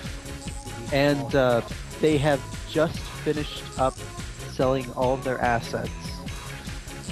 And I have a list here. Relic Entertainment and the Company of Heroes franchise is going to Sega. THQ Montreal, along with two still unannounced game license, 1666 and Underdog, is going to Ubisoft for $2.5 million. Oh, and Relic Entertainment was sold for $26.6 million. Evolve, aka Metamorphosis, was bought by Take-Two Interactive for $10.89 million. Jesus. Volition and the Saints Row franchise was sold to Koch Media for $22.3 million. And for those who don't know, Koch Media is also known as Deep Silver. The Homefront franchise was sold to Crytek for a whopping $544,000. Yeah, not a lot of demand for that one. The Metro franchise was also purchased by Koch Media for $5,877,000. And South Park and the Stick of Truth was sold to Ubisoft for $3.265 million. And nobody bought the Darkstalkers franchise. Oh, isn't that great? Darkstalkers belongs to Capcom. Darksiders. I was about to say, like, what? Yeah, I was pretty confused about that. I was like, wait, what? Sorry. Yeah, so Darksiders and its developer Vigil Games did not find a buyer. Oh, that sucks. Well, that game did. Let's all pitch in and buy it. Yeah, with all the chump change we have. I refuse. No, we can always get him in. We'll just program him. So, to all of the former employees of THQ, I say good luck, good night. Indeed. It was nice knowing you, THQ. It makes me wonder, like, years from now, like, when we're all old, we're gonna be like, man, I remember when THQ was around, and then, like, the younger generation will be like, what the fuck is THQ? Oh, it's something that's about as dead as DFO. Now shut up. Damn. That was a low blow. Yeah, I know. Oh, I don't mean it. I'm just quoting the majority DFO source. Yeah, I know, and I hate that voice. I mean, I don't play the game, but damn, that was low. The game is fun. You should play it. It is. Join us. Indeed. Join us. Nah, I swore off of MMOs after Grand Chase. After what? Grand Chase. Never heard of it. I would argue that you actually play this one, but subjective. No, don't do it now. Tell me about it later. Okay, sure. I actually contemplated going back to it earlier this week, but under inspection, I was like, dude, I have to have more money for this game. So, yeah. Anyways, my next little bit of news is Connecticut senator says games influenced the Sandy Hook shooting. so the senator wants he wants to get maimed, right? Speaking during a Senator Dianne Finstein's press conference yesterday, introducing a bill that would ban assault weapons and high-capacity gun magazines, Murphy said the massacre may not have occurred if games did not glorify guns and violence. Because that's totally what happens. Implying movies don't do the same thing anyway. Just like cartoons, TV. just like cartoons glorify the occult. Don't you guys know this? Oh, yeah. You saw that, huh? Yeah, I saw that. I Anyways, mean, I all the time I like take my cat and I ram it into the wall as fast as I can to see if it'll turn into a table. You know, AJ, when I think Scooby-Doo, I think evil satanic magic. Yeah, you mean you think Tom and Jerry wouldn't lie to you, but I guess I don't know. Jerry would. He's an apple. Indeed. I think there is a question as to whether he would have driven in his mother's car in the first place if he didn't have access to a weapon that he saw in video games that gave him a false sense of courage about what he could do that day. He could see this crap in Walmart.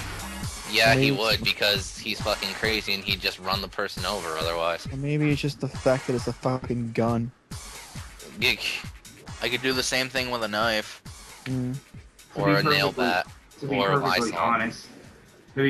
honest, you see this type of shit all the time in Maryland. And then Super Brothers started playing. This is awkward.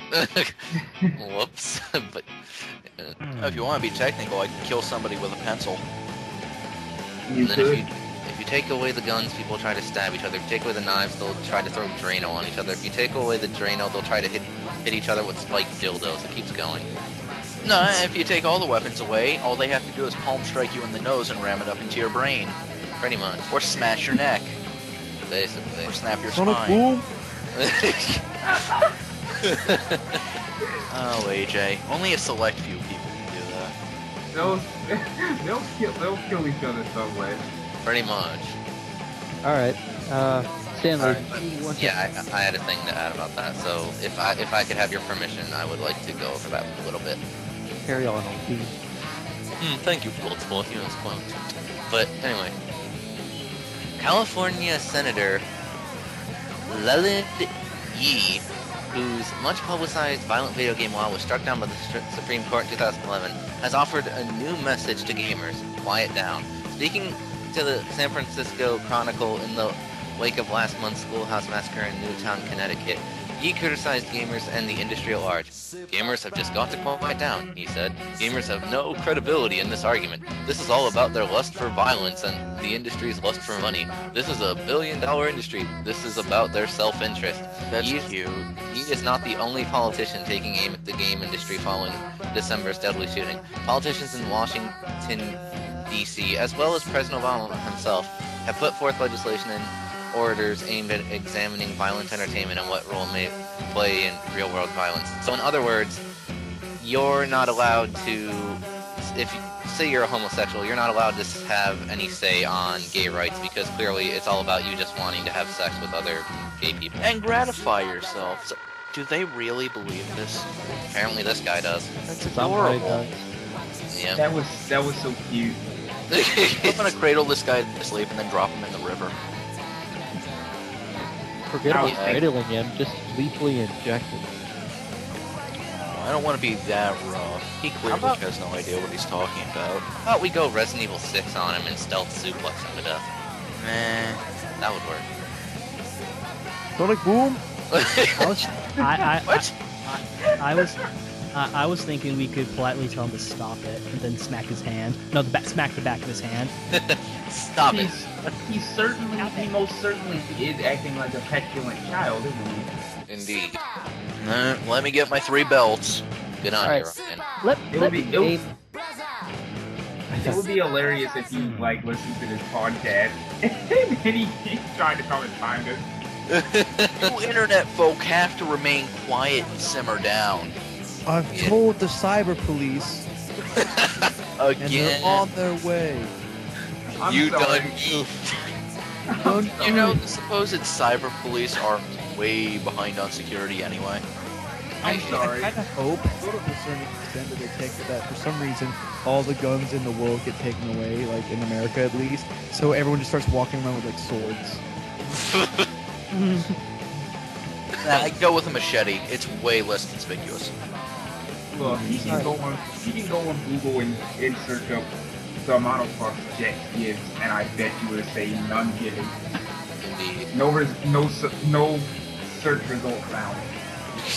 Would you like to try search by images?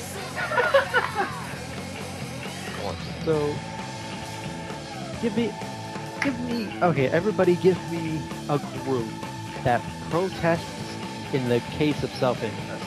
Beta. Everybody. Exactly. So, as Stanley said, video gamers not allowed to protest in the defense of video games is like saying, you know, homosexuals not allowed to protest in gay rights. Or, I don't know, black people allowed to protest inequality back in the 60s. Come on. Tails fans aren't allowed to send notes to the Tails headquarters about Tails games. Oh, you can, but you can't have it. You know, I think they would be slightly justified in that because most of their letters, I imagine, amount to, how come you haven't remade Symphonia yet? Which, If it's not that, it's why haven't you given us Vesperia PS3 yet? Pretty much. Okay, but let's not go there. Indeed. Or, you know, Sonic fans complaining to Sega about Sonic games, but then again, who cares about the Sonic fan base? Or the Mega Man fan base. Both of those fan bases have gotten progressively worse over the years. Indeed. It's gotten pretty sad, actually. Anyways, that's the last about that news, I believe. Mm-hmm. Also, one last bit of news. Half-Life is now on Mac. And Half-Life Life Consequences? Half-Life 1 by Valve Entertainment that was released back in 1998. I'm waiting for the day someone turns Quarter Life halfway to destruction into a game. Because that would be amazing. So yeah, if you have a Linux, you can now play Half-Life, even though you were probably already playing it online. Basically. So that's about all the news I had. Alright, so last but not least, we have Mr. Jetto over there. Yep, and as soon as Ryan gives me the link, I can... Actually, I totally forgot what I was... Oh wait, Project X Zone. Yeah. There you go. Yeah. Okay. Yeah, Project X Zone basically is coming to America. So, Wow! for all you people that were actually debating a reason to get a 3DS, here it is. This is a game that has probably been in the works for quite a while now. Actually, I kind of forget. It's dated, but I forgot when it actually like came up in words, and everybody was like, "Oh my god, this crossover is gonna be amazing."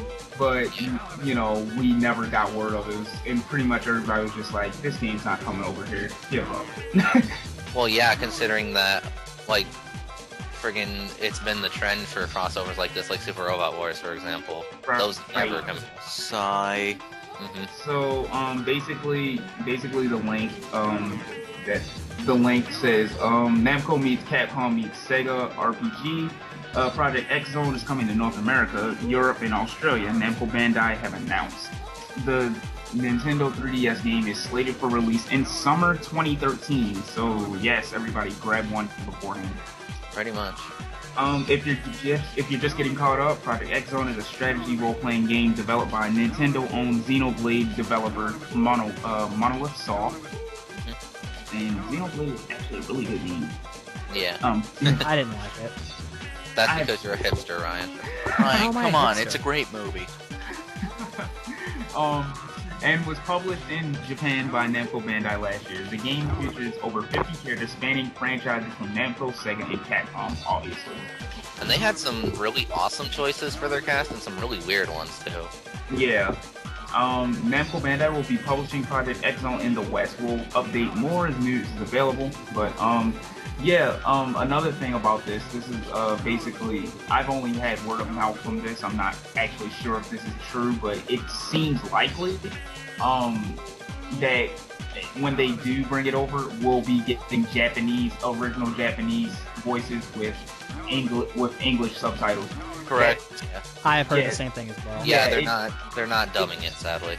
Right. That doesn't bother me much. it's really likely because the localization costs are asinine and ridiculous. So. Voices would be pretty expensive.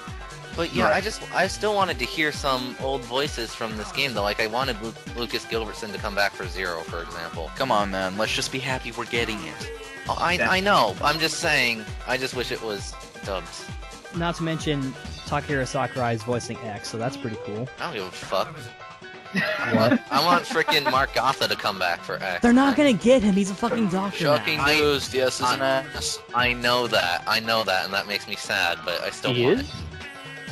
Yeah, he quit voice acting. That's kind of part of the whole reason why they're not using the Canadian cast. it. No, For Magna. actually, I found out the reason why they didn't use Lucas Gilbertson for frickin' Marvel. Oh, okay. What's that? Basically, when they were getting together the cast for this game, right? They pretty Yeah. much contacted the voice actors and said, look, we want you to come in and do this voice, but we cannot tell you what it is for. And so that is actually why a bunch of original voice actors, like for example, Beautiful Joe's original voice actor, for instance, like because like some of them was like, well, if you're not going to tell me what it is, why would I do it? You know? Right. So in other words, they had to find replacements, and so freaking Johnny Young Bosch, who does anything anyone's willing to offer him, came up for Zero and stuff like that. Now, when you say like Beautiful Joe's original voice actor, do you mean like for the TV show or the game? I mean for the games.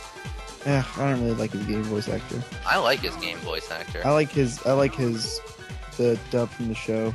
I'm pretty sure they're the same dude. I don't think so. They sound really different if they are. But yeah, so that's why a handful of people like don't have their original voices, is because of like that reason. Right. Yeah, that's gonna be a pretty good thing. That's probably gonna be like one of the first day buys in 2013 for me. Pretty much. This game is awesome. I'm definitely going to be picking this bad boy up. But first I must get a purple 3DS. Oh hell yeah! High five. Yeah. I should have waited and gotten the red one. I had to stick with the stupid blue one. Yeah, Like 'cause I've gotten black on everything Nintendo handheld related. I had a black. Well, okay, my original Game Boy Advance was indigo, but then the SP was Onyx, and then the 3DS. I mean the DS was Onyx, and I was just like, dude, I need to stop. I need to get off Onyx. yeah, I just- because of not gone. Yeah, I just kept grabbing Onyx things, and I'm just like, okay, yeah, I'm getting the purple one for this. Yeah, the purple one's the one I got because it's freaking awesome. Yeah. But yeah, so this is good. This is because for those of you, because we have been talking about this a little bit, and there actually was a small bit of hope for this getting localized in the early days, because like as we've noted before on the podcast, the head of the Tekken series was actually pushing for this to be localized, for example. Okay. Yeah, so like there's a little bit of hope for it, but like nobody was getting their hopes up. They're like, yeah, another awesome game we don't get, you know. So My only concern with this game is I really hope it's going to be an actual retail release, not a digital one. Because I really would like to have a physical copy of it. it more than likely will be a retail release. I hope so. Granted, I won't complain because we're getting it if it ends up being downloaded, but if I had my choice, Right. I would prefer It's Okay, almost I always am- to have the physical copy. I am now crying in like tears because Beautiful Joe. Yeah. I mean, the new voice actor for him isn't bad, but I miss the old guy. No, I'm just like, why was there never a third one? Oh, there was, but it was a What was it? What the DS game, Double Trouble? yeah, and that game was actually pretty good. I played it. I think that was my first game on DS. Yeah, Nice.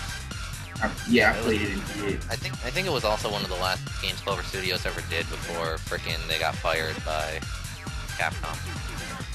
My favorite, but I did like Red Hot Rumble. That game, it was mediocre, but it was fun and it packed a lot of time. I regret selling my copy. And chances are Capcom's never gonna pick the series up again, so Unfortunately. To be perfectly honest, if I really played Ultimate Marvel a lot more, I'd probably use this show. yeah, he's good.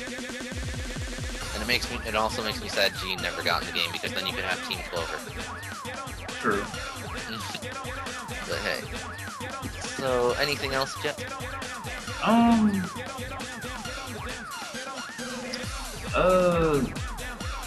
Kingdom Hearts stuff, but that's just the case. That's not anything worth talking about. Right. They gave us the official artwork of Kingdom Hearts 1.5 remix. Yeah.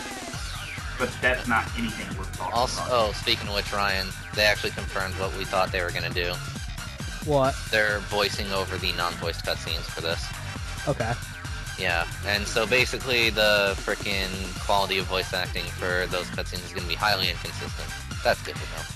Yeah, it's gonna be, unless they had they kept the raw audio for the cutscenes that they record for the original game, which would be the smart thing to do.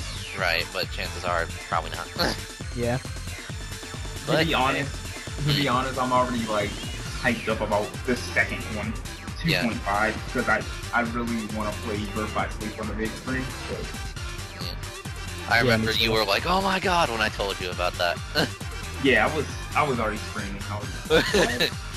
I'm gonna pick up the remix, both of them, just to support Kingdom Hearts, because I personally enjoy it. But I'm only really excited about the second one because of Birth by Sleep. I'm only getting the first one for KH1 Final Mix. That's about it. Yeah. It's been about 9 years since I played Kingdom Hearts 1, so playing the final mix, the final mix version of it is really good, and that way I get the whole story plus the extra stuff, and I haven't played the game in ages anyway, so. Right. And that'll also help those who were thinking about importing it save money. Right. Indeed. And then there's Kingdom Hearts 2 Final Mix, which I've played in bits and pieces. Yeah. It's gonna be really nice replaying all the Kingdom Hearts and like straight continuity, like straightforward through just everything. Like, oh, that's what happened. Oh, okay, yeah, I get it. As loose of a continuity as that series has. That's true. Fucking. Basically, you play that game and you're like, what the fuck is that? Yeah, Jet, don't ever get me started on this series, because everyone knows I'll go on about it. Yeah. He never shuts up. but yeah, so one last note about that, by the way. You can tell Jesse McCartney loves his job as Roxas, which I support that. Oh yeah. Tara! Shut up. Isn't he already he's already doing the voiceover, isn't he? Yeah, he's the one who quote unquote leaked that we're getting 1.5, even though we've all known that for a good while. So whatever.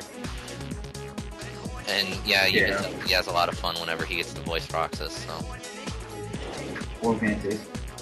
Right. And it makes me wonder, what did he think when during 358 over 2 days, as shitty of a game that is, they go, okay, Jesse, you're Roxas, and you just murdered your best friend in like a blind fit of self-defense. You're holding her in your arms, and you have to look at her and say, but you can't die, who will I eat ice cream with? I've done weirder things. Like what runs through your head if like you're voice acting and someone tells you that? Oh, something very, very simple. I'm getting paid. Yeah, pretty much. Like, I mean, I'd say some stupid ass shit too if they were paying me thousands of dollars per word. I guess, but like, I'd be like, wait, what? I would at least ask a question. Like, I guess that makes Jesse McCartney the Nicolas Cage of voice acting in that sense. Okay, Nick, we need you to run around in a bear suit punching women. Any questions? Nope. I'm getting paid for this, right? To be fair, Jesse McCartney doesn't really do that much anymore besides Kingdom Hearts. Oh, no, but still. So yeah, that's all our news, I believe. We did mention the things about the representatives, right? For what? No, we said, oh. We were gonna do that when we got into the activity. Yeah, we were gonna do that when we got into the activity. But I did cover the whole cast in a previous episode of the podcast, so. Okay, then I'll just go back and listen. Well, we're gonna cover it again. Yeah. For those who missed it. Whatever. So are you guys ready to start that then? Yeah, okay, but before we start though, a couple weeks ago we started this activity saying if we did our own style of Project X Zone, like an expanded version, what cast would we have, and also what fourth company would we have? And so for Sony, this is what we came up with. But as we finished it, like about a week later, I got to thinking, even though we wanted those Champions of Norath reps, Ryan, because like I'm gonna cover this by you because this is like mainly deals with you. Yeah. I started thinking about it like in terms of the story. I was like, wouldn't it be better to have characters who actually have like a set identity rather than just being a player avatar? Because like when people interact with them, are they just gonna call the barbarian or some shit? Like, you know? They probably would give them a sort of name. I'd agree with you with the barbarian. I feel like the Dark Elf has a bit of personality though. Well, like I know that they have personalities and everything, obviously, but it's like we're never given anything else on them really. Like we're never given a backstory or like what their names are. They're kind of just a player avatar for you to mess around with, you know? Yeah, that's true. So I mean, if you want to keep them, I'm all fine with that. I was just kind of noting that I was thinking about that, and I was like, how would they pull that off in terms of a story? Not to mention, since I know they start off with a certain kind of weapon, but at the same time, since they can use so many different kinds, it'd be kind of hard to kind of give them a set skill, especially for the barbarian, since he has so many different variants of moves. Right. So like, should we replace them or like what? Who would we replace them with? I was thinking the main trio from Legend of Legaia, personally. Yeah, we could do that. So like, I guess we'll just do that. Wise, I haven't played in a while, so what was the names of the 3 heroes from Legaia again?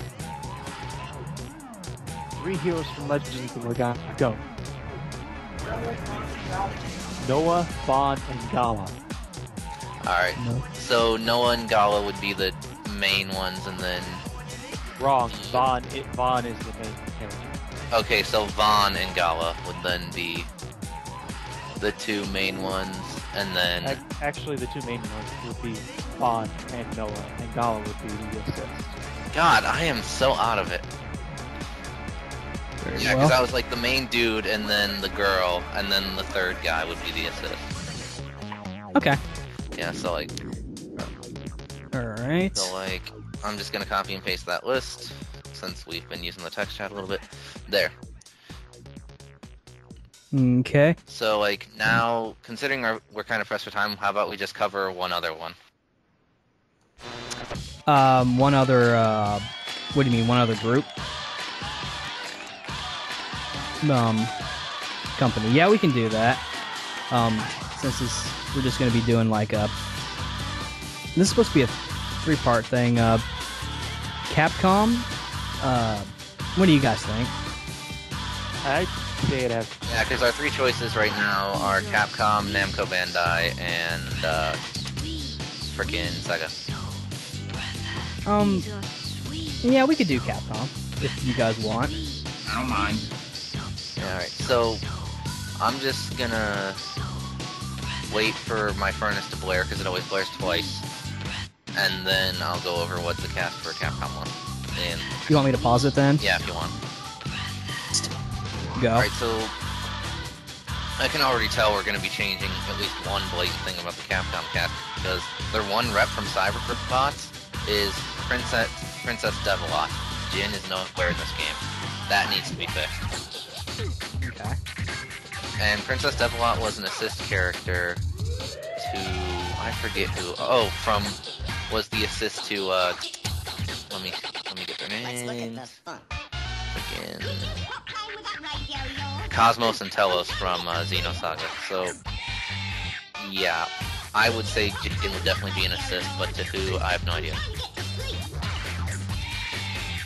Well, naturally, I feel like we should probably be putting in some Mega Man peoples, assuming we're starting fresh. Jesus, calm down. Going with classic, huh? Here's the idea I had. So I guess we're gonna start with Mega Man, because like that's the blatantly obvious one. But my idea was that we kind of pull a TBC with this. Like we choose one from different series. and I was thinking the main duo could be Mega Man Trigger and Mega Man Zero. I'm perfectly okay with that. How about you guys?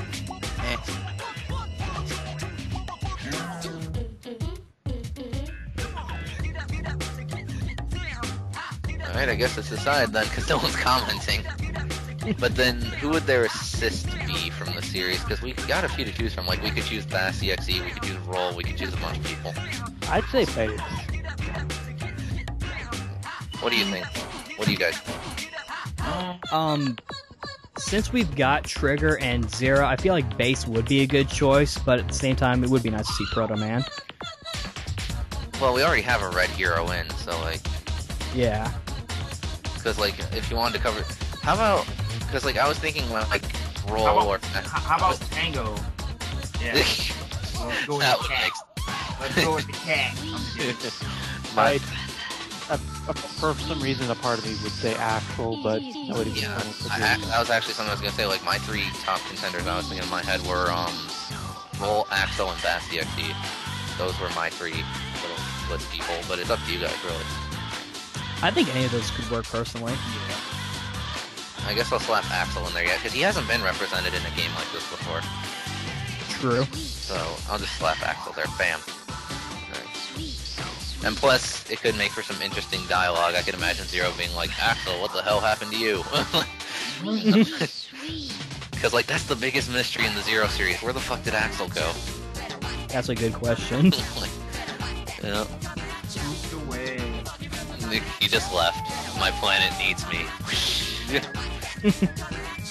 Alright, so another pairing that Capcom had was Dimitri and Dante. Dimitri from Darkstalkers and Dante from Devil May Cry, with the assist being Lady from Devil May Cry 3. I'm actually really cool with the pairing of Dimitri and Dante, but what do you guys think? Dimitri, That's fine. Deathstalker? Yeah, from Darkstalkers.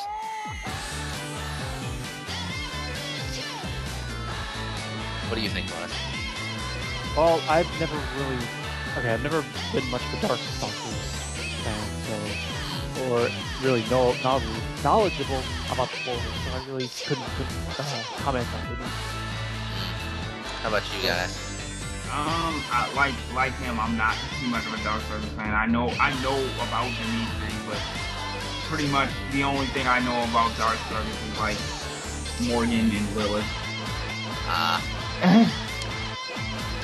I feel like Dimitri would be a pretty good representative of Darkstalkers, personally. Alright. I'll just put Dimitri and Dante in, and then for their assist... Obviously, we're talking about non-DMC Dante. Obviously. That's not even Capcom, that's Ninja Theory. So... And nobody likes that fucking Dante. So... Whatever. I should have told them. No one should, but... So, should we keep the assist as Lady, or should we make it someone else? Lady, Trish... Oh, Gesundheit. Oh, bless you. Because we could make it a lot of people. We could make it Lady, we could make it Trish, we could make it Nero, you know? Yeah. Lady, Trish, Virgil, Nero, Neil Angelo, if you fucking wanted to. Right. Hell, Sparta himself. Even though he's I think dead. Trish would be a good assist. Yeah. Poisonally. I know if Nick was here, he would say frickin' Lady just because she's DMT3, probably. But, alright, Trish works. Trish works, yeah. Alright, bam, slap. Okay. Next up, let's check this list. The next pairing they had was Frank West and Shenko. Which is really ironic when you think about it. Frank, right, because she's a zombie. Yeah. Yeah, what the fuck? Forgive me, but who's Shenko? Shenko is from Darkstalkers. She's the zombie chick. That carries a bunch of fucking weapons in her, and basically her tarbs, like. And for some reason in UMVC3 they made her worthless. Yeah, she's just there, and yeah, she's there, just there. That's it. Nobody uses her ever. Yeah. I feel like we should switch up that entire group. I don't know, because, like, I do want Frank West in this, because he's awesome, but I don't know who... Yeah, we can keep... Keep Frank, but get rid of Hishinko. She's not all, like, great, to be perfectly honest. I'm not trying to be biased or anything. It's just, like... Find a different I've got it. Well, we can't really go by Ultimate Marvel standards, because she's actually useful in this fucking game, for one, and for two, she actually is kind of iconic to Darkstalkers, but I guess I can understand since we already do kind of have a Darkstalkers rep. Right. With Dimitri. I just thought of it. What? Frank West should be paired up with Nobunaga Oda from Onimusha. Why? I mean, I know they could do that, but, like... Because, I just think it'd be funny. Because reasons. Because I feel like it. I was gonna mention an Onimusha at some point in this conversation, so... We could, honestly, we could easily put Soki in this game, Ryan. I was thinking either Soki, or since they don't really seem to be restricted by recent stuff, maybe even Samanosuke or Jubei. Well, Alright, I hang already on. explained why Samanosuke is never going to be in a game ever again. What about somebody from the Resident Evil series? That's actually something I'm going to cover later, but so that one. I mean, it would fit with Frank in my opinion. Well, yeah, but So, I'd say... that's like I said, that's something I'm going to cover later. So I'd say personally either Nobunaga Oda from Onimusha or Soki from Onimusha. I suppose. Or maybe the other Jubei. Because there are two. I'm surprised you didn't go Masamune Date. He's not even in that. I know, but It's not like Samurai Warriors where they're... I mean, they kind of do, but they kind of don't. yeah. So I guess Soki. I don't know. What do you guys think? Or we could make Jin a main character and have him pair with Frank. I don't know. Well, if we're pairing together people from the same game, I mean, you did that quite a few times. I mean, with Stars and people from Magaya. So Well, why not yeah, just but put those are ones Frank- that are but the thing about that is that's because those games do have dignified pairs. Like, for example, Dead Rising, all anybody cares about is Frank West. But there's Frank and Chuck. Chuck Green, but then we'd have to use the really stupid Frank from Dead Rising 2. Like, seriously, why? And I don't want to do that, that's horrible. Whine, moan, moan. I will always whine and moan. That's who I am. When you have Stan, to, be a big boy, you can do it. when you have to ask why about a character, you're just like, why? Okay, pretty much. So yeah, I don't know. What do you guys? Would you want to go with Ryan's idea then? I suppose. Yeah, I mean that's cool. It's good to get diversity in these types of games. Soki, who would their assist be? I forget who the assist for. Oh, I remember. It was a Sega dude, so we couldn't do that anyway. But I don't know. So and it was a freaking. It was actually one of the characters from House of the Dead that was their freaking assist character. That was really cool. But for this, I guess we could just slap Jean on him, or Jin rather. You could. Yeah. All right. So the next pairing on this list is Morrigan and Chun-Li, and I would say we axe that pairing because one, we already have a Darkstalkers rep, and two, Street Fighter is going to be an obvious pairing for later. Sure. Yeah, so, all right. So next up is, let's see, Arthur was an assist. We could have him be an assist for someone else. We already covered Mega Man. Next pairing is Chris Redfield and Jill Valentine, Resident Evil. I would be perfectly willing to keep that duo. I would too, personally. Just to be a dick, I would totally axe that pairing and put in some random ass pairing. Like you can keep the Resident Evil all together, but put two characters that probably don't have anything to do with each other. Like, well, until recently, like fucking Wesker and Leon Scott Kennedy.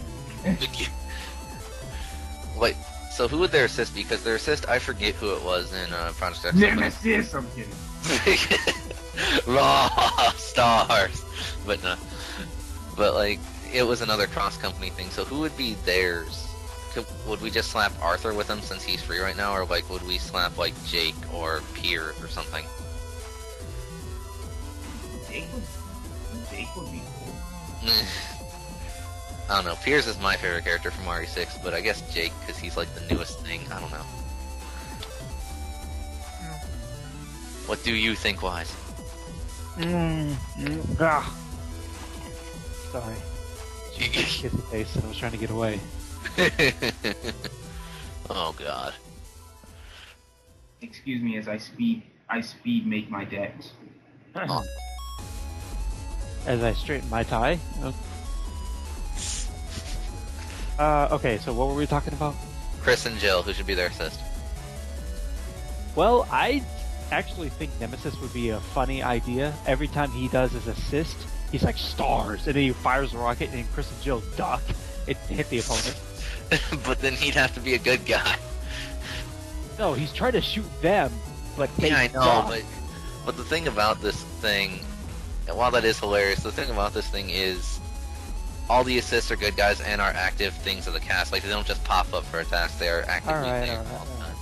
Like, one of the things... Then make it Josh from Resident Evil 5 because his fucking voice is hilarious.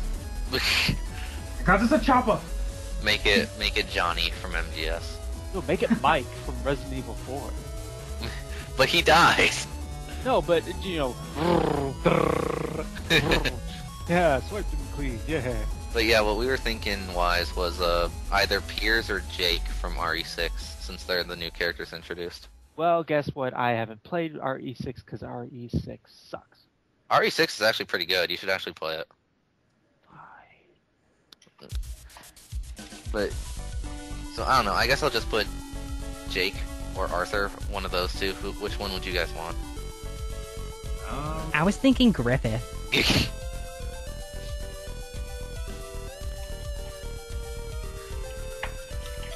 Alright. I'll just slap Jake, I guess. Look. Alright, so next up was Ryu and Ken with Batsu as the assist. I say keep this one. That is perfectly okay, and that should not be changed at all. There you go. Who died and made him king? Well, he is head of the podcast, you know. Let's see. How many more pairings do we have? 1, 2, 3, 4, 5, 6, 7. We are giving each cast 7 duos. Does that cover them all? Let's see. 1, 2, 3, 4, 5. We have 2 left. So, Okay. one that I know Wise would get behind is Team Clover, which would be Beautiful Joe and Jean from God Hand on a pair, with their assist being Amy. Well, I'm a little bit.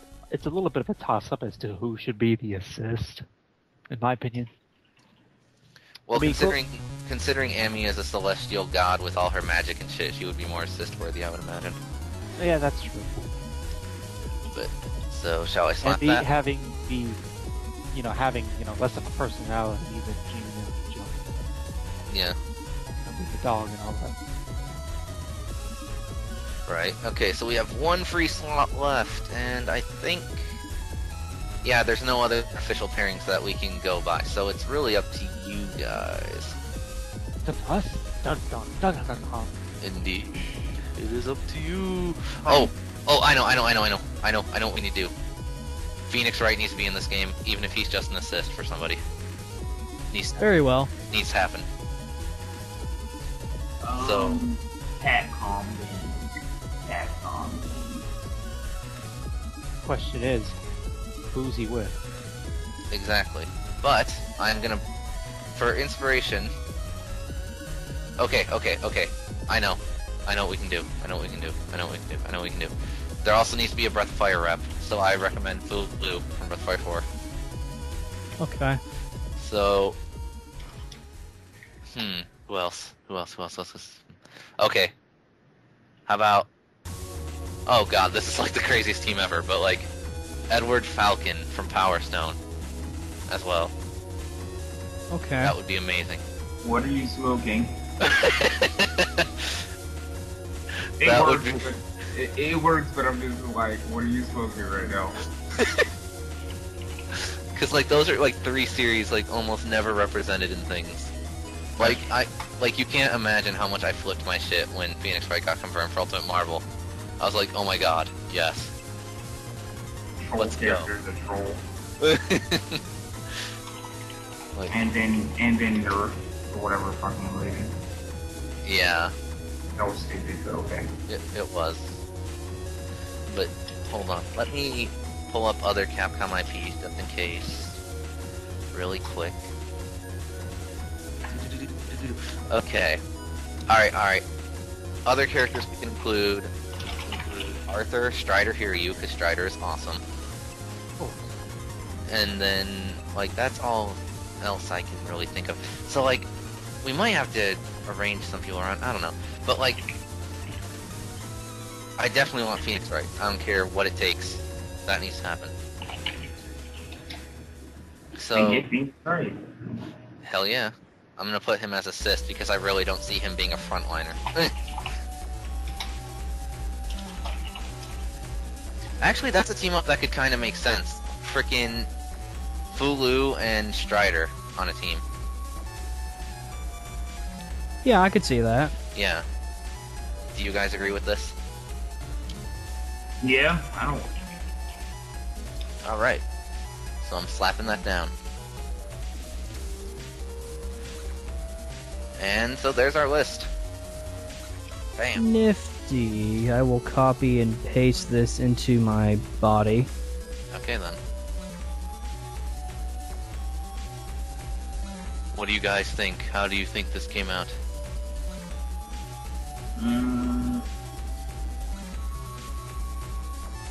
Because I really do like this list. I like it a lot. It's nice. Yes. Amazing. Right. Again. This list is fine with me. Alright. How long has this podcast been going, Ryan? It has been going on for close to 2 hours. Jesus Christ. Okay, so we should probably wrap this up, and then next time we'll try to finish it up, but if we can't, the next company we should cover, I imagine, would be Sega, because we'll save Namco Bandai for last. Sega. Just saying, Bayonetta. Well, duh. You can save Namco for last, but you already know, like, a few of my choices. Duh. Duh, we're gonna get reading this no matter what. Well, I was also thinking some other people. Like? I'm going to Sega. name a bunch of side characters, and you guys are going to agree whether you like it or not. I'm not going to name any main characters because that would be mainstream, and I'm not hipster. I want NPC number 47 from Tales of Legendia.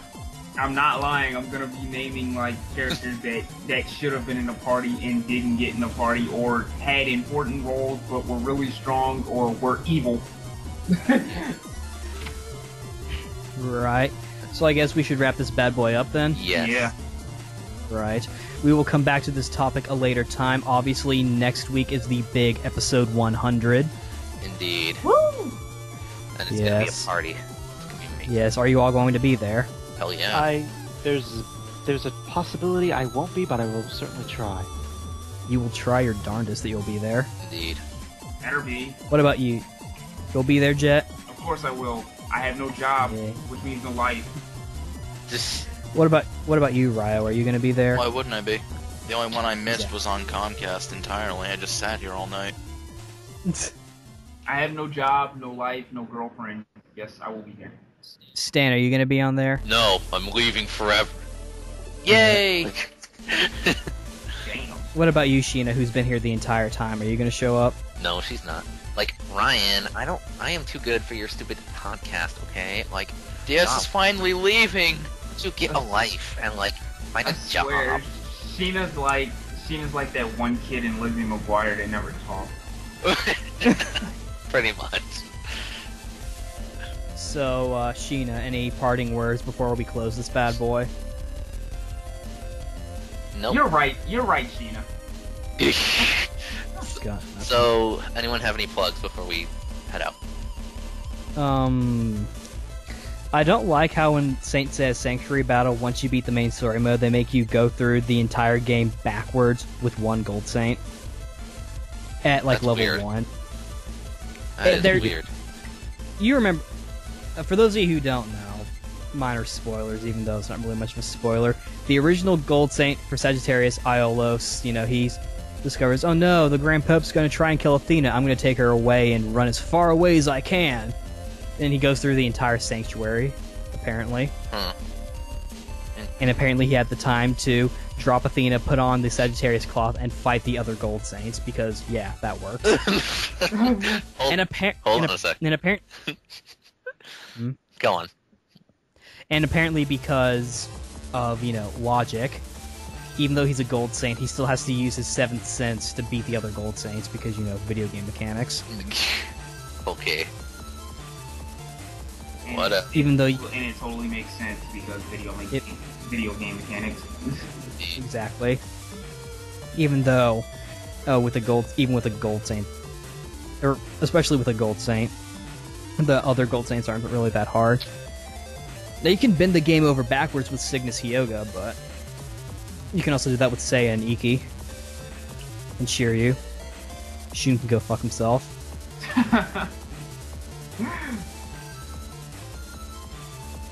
Nebula Chain. That's all my... What about you guys? None from me. Just, I have a little idea for this episode, if you'll allow it, but I'll talk about that once we end it. Okay. I What about you, Jet? I think I'm good. Okay, what about you, Wise? Plug. Oh, the Path of... I don't know if you've ever heard of it or not, but the Path of Exile beta started up recently. Oh yeah, I downloaded that, actually. It's pretty good. I'd give it a shot. I highly endorse it.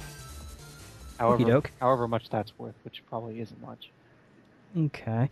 What about you, I Ryo? foresee Doom in his suggestion. You know what? Right before we end it, I just thought of something. Since Jet wasn't here last time, I'm gonna plug my Let's Play again. Y'all should watch it. Okay. Let's play of what? Inuyasha, Secret of the Cursed Mask. Is that the PS2 game? Yep. Yeah, DS is playing as a girl. No, I'm playing as the dude, because the girl's story is not as good. He should have played as the girl, but And no, she's he's just all flustered. sexist. Shut the hell up. The game itself referred to him as a girl. Yeah, that's one of the things I noted in the Let's Play. Like, during the first, half hour of the game, almost everyone is convinced you're female for some fucking reason. But whatever. So, yeah, watch that if you haven't, because I'm working hard on it, Alright. So, I guess without further ado, we will conclude this and keep an eye out for episode 100. It'll be spectacular. Oh, yeah. Let's do this, son. Alright. Good night. Good night. Night. Everybody.